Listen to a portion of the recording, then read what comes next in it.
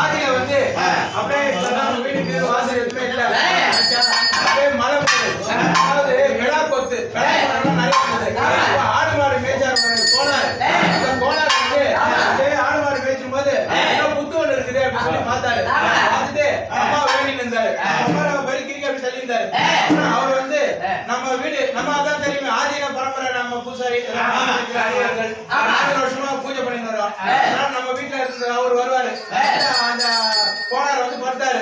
பத்தினா பேர் வருவாரு. நான் எதுவும் கேட்பாரு பூஜை நம்ம பூசாரி. அதனால அவரும் என்ன பண்ண அம்மா கிட்ட இருந்தா போன வந்தாரு. அந்த மாதிரி அவர் நாள் தூங்கி இருக்கும் போது அம்மா கணவர் வந்து இந்த மாதிரி கழுத்தோட ஒரு செதை ஒன்று வைடான்னு சொன்னாரு.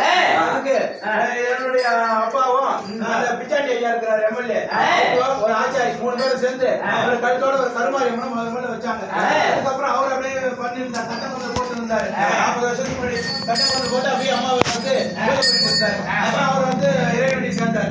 அதுக்கப்புறம் எல்லாரும் சேர்ந்து எங்க அப்பா ரங்கன பூசாரி பத்மாவதி அம்மா தான் பரம்பரை பூசாரி ஆச்சு.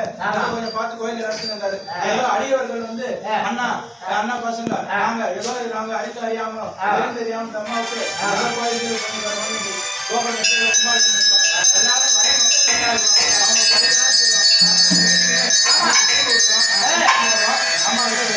கோயில் வாய்ப்பா